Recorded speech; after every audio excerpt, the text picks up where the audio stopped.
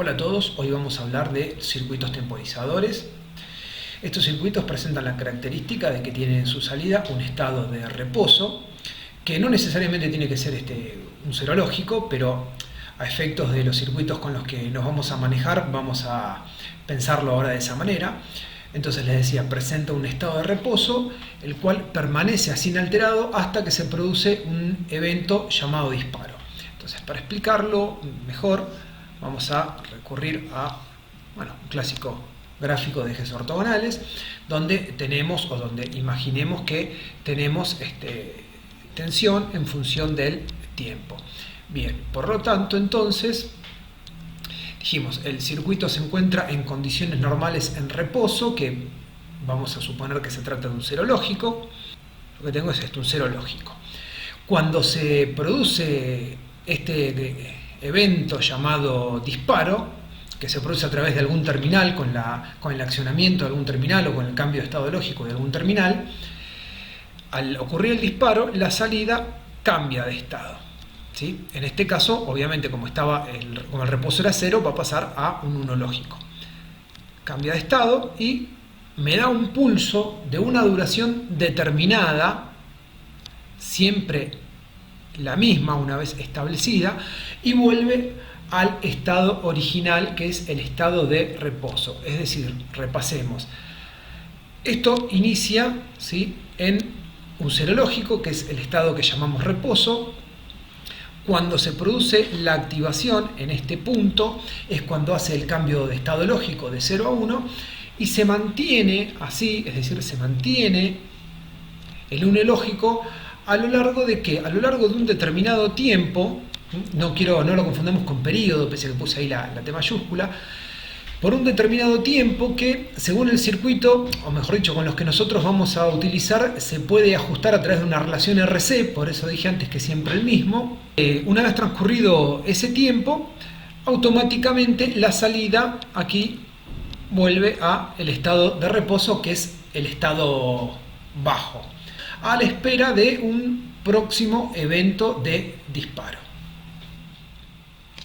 Entonces nosotros vamos a usar básicamente para trabajar al 555, que ya lo habíamos usado como oscilador, lo habíamos usado como circuito estable, ahora lo vamos a utilizar como circuito monoestable, ¿sí? El monoestable es otro nombre que le vamos a dar a los temporizadores digitales. Si yo busco, me fijo qué me recomienda el fabricante en su página, me voy a encontrar con lo siguiente. La página del fabricante me recomienda la utilización del integrado en forma monoestable de este modo. Es una configuración bastante sencilla, se parece mucho al del oscilador que habíamos visto en el video pasado. Sigo teniendo aquí una relación RC, vamos a marcarla mejor. Sigo teniendo aquí una relación RC, que es la que me va a dar el tiempo de estado alto en la salida. Sigo teniendo mi capacitor de filtro sobre el terminal 5. Acá he puesto un LED en la salida solamente a efectos de marcar que se va a conectar algo.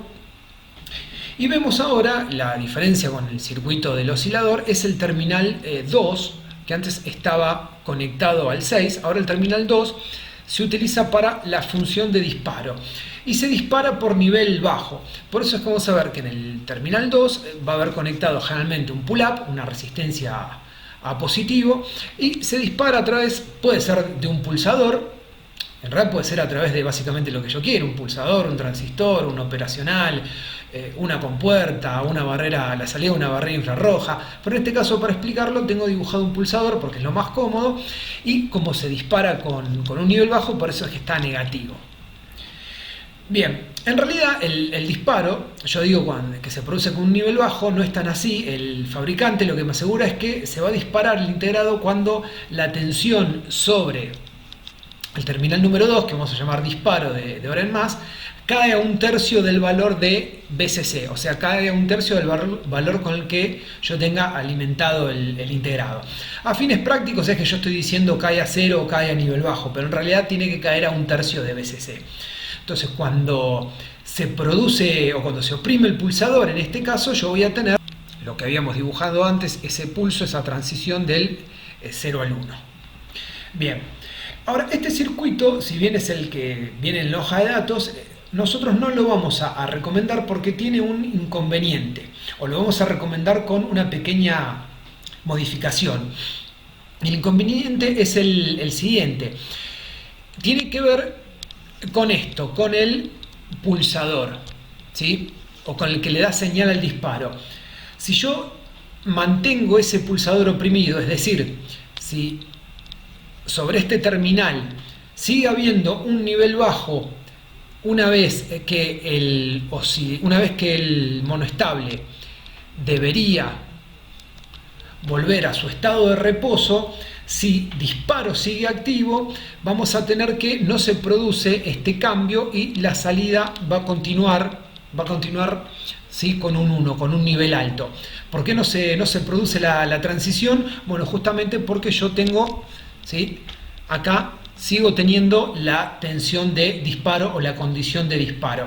Entonces, este circuito, así como está, tiene el inconveniente que tenemos que tener en cuenta que el pulso de disparo tiene que ser relativamente corto si lo voy a comparar con el pulso de la temporización.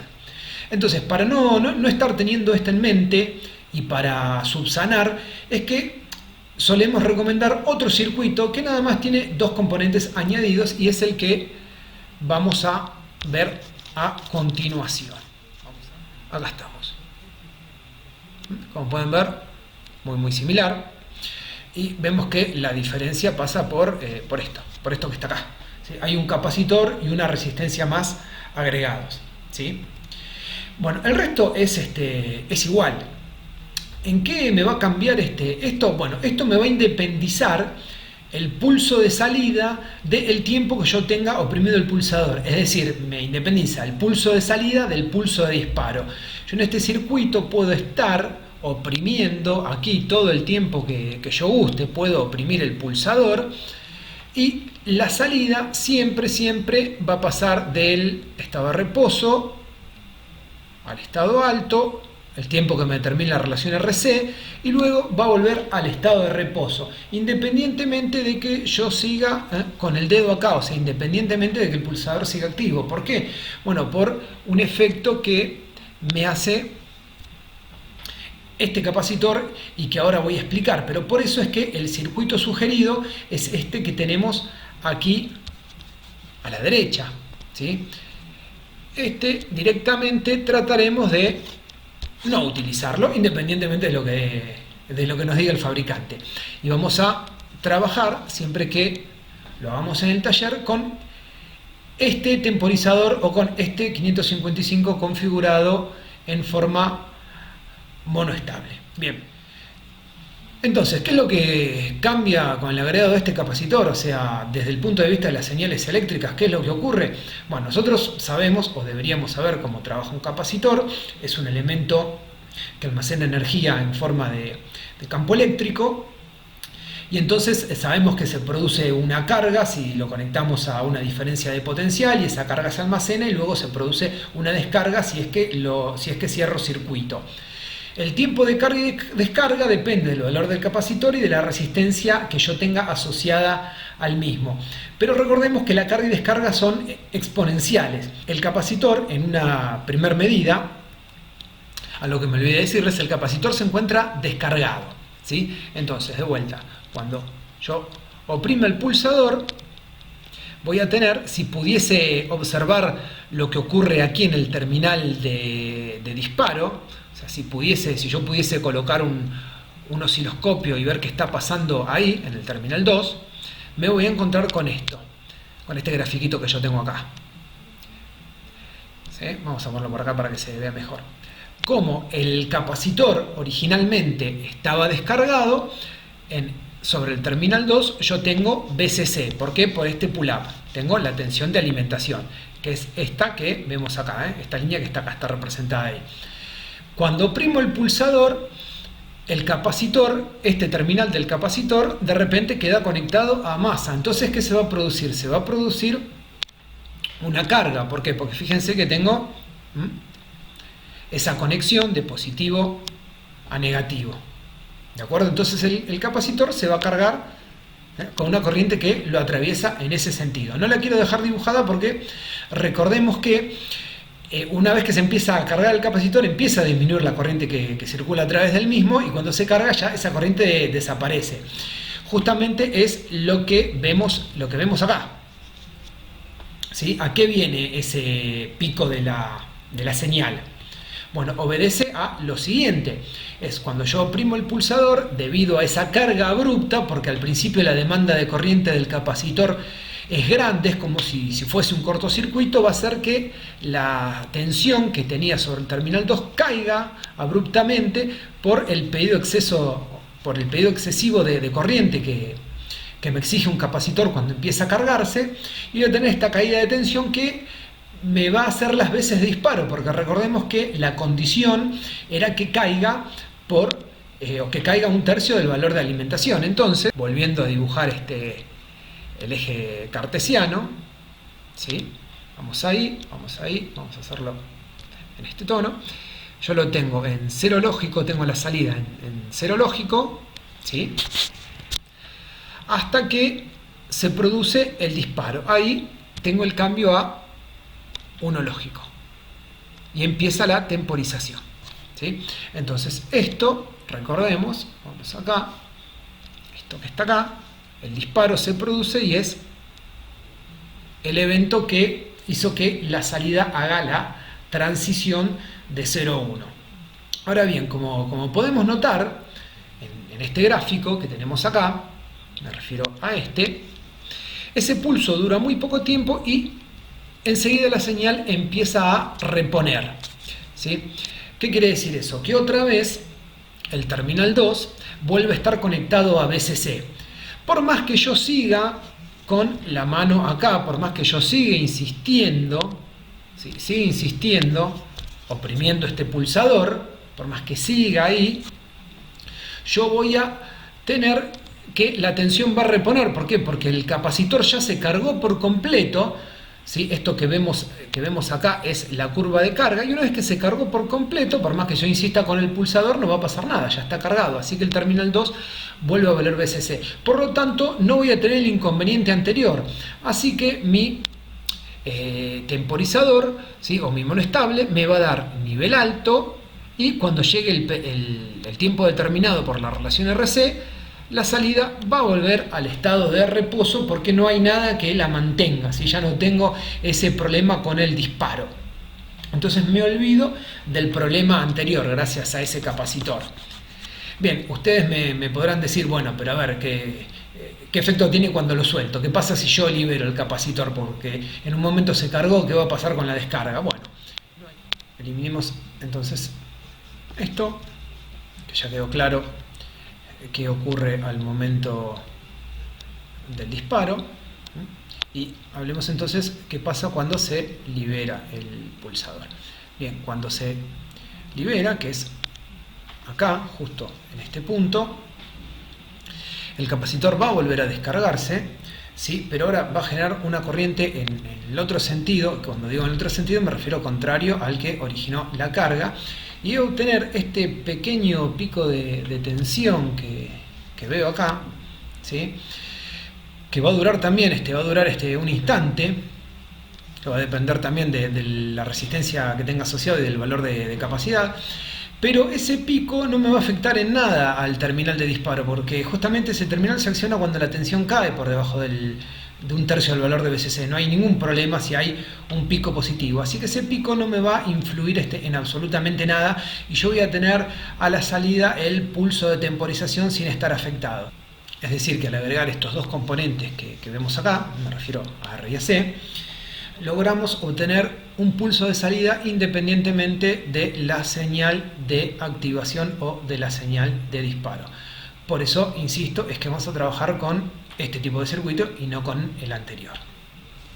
Ahora bien, vamos a un ejemplo de aplicación de para qué nos puede servir esto. Para los que viven en edificio, o para los que han pasado por un edificio, esto les va a sonar conocido porque es el circuito llamado automático de pasillo. Sí, sabemos, uno sale al pasillo de un edificio, no están siempre encendidos, o no deberían estar siempre encendidas las luces por un tema de ahorro de energía. Entonces tenemos pulsadores dispuestos en el pasillo, los oprimimos, la luminaria del pasillo se enciende un determinado tiempo, uno va, viene, va hasta la puerta, hace lo que tiene que hacer o va hasta el ascensor y después esas lámparas se apagan automáticamente. Este circuito funcionaría perfectamente para eso, quizás habría que dar un poco más de tiempo, yo hice el ejemplo con 5 segundos, pero funciona perfectamente para eso. ¿Qué es lo primero que deberíamos hacer? Es calcular los componentes en función del tiempo determinado. La fórmula que me permite calcular la duración de un pulso en función de los elementos, me la da el fabricante, no es que la estoy inventando yo, y es la siguiente, me dice que el tiempo a obtener es igual a 1,1, que es un factor interno de trabajo, es una constante interna, por R por C. Esto que tengo acá, entonces, es la fórmula que me da el fabricante, ¿sí? T igual 1,1 por R por C. Bueno, obviamente con lo que yo planteé, lo que tengo de dato, mis datos son el tiempo, ¿sí? Y no tengo dato, pero vamos a hacer, igual que en el caso del oscilador, elegir un valor arbitrario de capacitor. Así que la única incógnita que me quedaría es R. Bien, ¿qué voy a tener que hacer? Despejar esta fórmula. Entonces, despejo R y me voy a encontrar con algo como esto, ¿ven? Donde llego a la conclusión de que R es igual al tiempo sobre 1,1 por C, ya despejado. Bien, ahora, pero vamos a reemplazarlo por valores. En mi ejemplo, el tiempo son 5 segundos, el tiempo de encendido son 5 segundos. Vamos a escribirlo acá, el tiempo que pedí. 5 segundos. Y el capacitor que voy a elegir es de 47 microfaradios. ¿Por qué elegí 47 microfaradios? Recuerden que la elección es arbitraria, ¿sí? ¿Podría haber elegido otro valor? Sí, sin duda podría haber elegido otro valor. Me gustó ese, nada más, ¿sí? Entonces, esto, recuerden, esto que está acá es selección y este que está acá, el que está acá arriba, es el pedido, ¿sí? Este es el pedido y lo otro es la selección. Bien. ¿Qué hacemos ahora? Bueno, vamos a, en esta fórmula ya despejada, vamos a reemplazar por los valores. Entonces voy a obtener que, vamos acá, R es igual a 5 segundos sobre 1,1, que es la constante, por 47 microfaradios. Bueno, obviamente eso lo voy a tener que resolver de una manera tradicional, ingreso los datos en la calculadora y me voy a encontrar con esto. La respuesta a esto, vamos a ponerlo un poquito más grande todavía para que no queden dudas, ¿eh? La solución de esta ecuación es 96,7K, que no es un valor comercial. 96,7 obviamente está muy lejos de ser muy lejos no, pero no es un valor comercial. Esta es la solución. Entonces lo que nosotros vamos a hacer es, bueno, llevarlo a un valor de resistencia que sea comercial, que se pueda conseguir en el mercado. Sabemos que trabajamos con el E12, con los 12 coeficientes que forman los valores de resistencia.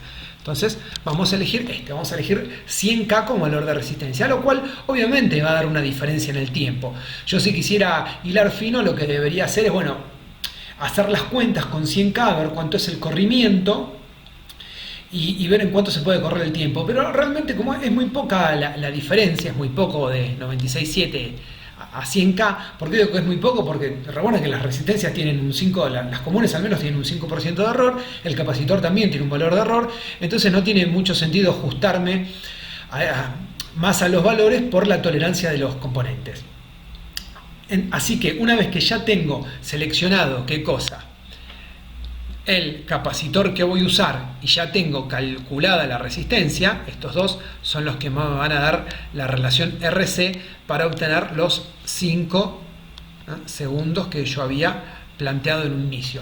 ¿Qué tengo que hacer? Bueno, armar el circuito, obviamente, ¿sí? Pasamos de página y vamos al circuito clásico que ya habíamos visto del 555 como temporizador o en trabajo de monoestable. Obviamente habrán notado un agregado, ahora hablamos de por qué, pero si se fijan bien, esta parte es exactamente lo mismo que ya veníamos trabajando. Obviamente voy a tener que hacer que colocar los valores de resistencia y de capacidad que ya había calculado, porque si no, no voy a obtener absolutamente nada. Entonces tengo que trabajar con una resistencia, habíamos dicho, de 100 kilo ohms y un capacitor de 47 microfaradios, ¿sí? Para que esto realmente temporice a los 5 segundos. Ahora, ¿qué es el agregado que tenemos aquí? Bueno, pues yo les dije que quería controlar una lámpara de 220 volts, entonces lo que corresponde es que dibuje el circuito completo. Entonces, ¿a qué procedí? Bueno, a colocar, a ver acá, un transistor. ¿Para qué? Para poder manejar un relé. Yo decidí manejar la carga, la lámpara, a través de un relé. Podría haber sido a través de un triac, si se quiere. Pero me gustó la solución a través del relé, por eso necesito un transistor que va a operar en conmutación y en su colector cargue lo que vemos acá, que es la bobina del relé, ¿sí? Y tenemos un diodo en antiparalelos, en paralelo y en inversa, por el tema después de la descarga de la bobina. Estos son temas que se supone que ya deberían haber visto, si no obviamente los podemos charlar. Entonces tengo conectado el transistor como potencia de continua y el relé, el circuito del relé, para que puedan manejar la carga de alterna. Vemos que tenemos conectado la lámpara. No me gusta mucho el símbolo de la lámpara, en realidad el símbolo de la lámpara debería ser el círculo, con la X, pero bueno, este es el que estaba en el soft que usé y la verdad tenía ganas de cambiarlo. Entonces tengo la lámpara, esto va a estar conectado, cuando digo esto me refiero a estos dos bornes, van a estar conectados a la tensión de línea, a 220, y cuando el relé se accione va a cerrarme la llave y la lámpara va a empezar a trabajar, o sea, se va a encender. Cuando se va a accionar el relé, cuando circule corriente eléctrica a través del mismo, es decir, cuando haya circulación de corriente eléctrica a través del transistor, ¿sí? ¿Y cuándo va a haber circulación de corriente eléctrica a través del transistor? Bueno, únicamente cuando tenga un 1 en la base. Y ya sabemos que el 1 de la base va a depender de qué cosa, de la activación que se produzca a través de ese pulsador. Entonces, recapitulando un poco todo, yo oprimo el pulsador de disparo y aquí en la salida voy a tener que la base que estaba, o mejor dicho, la salida del monoestable que estaba en reposo en 0, pasó a estado alto. Entonces sobre la base va a aparecer ese nivel de tensión que yo necesito para que el transistor pase del corte a la saturación, empiece a circular corriente eléctrica, se excite la bobina del relé y la lámpara va a encender. Y bueno, ¿y cuánto tiempo me va a durar ese pulso? Esto que tenemos acá. Bueno, sabemos que el nivel alto depende de que de la relación RC, de los valores que yo puse acá, que calculé previamente. Justamente colocamos el capacitor para ser independientes de lo que dure el pulso de disparo.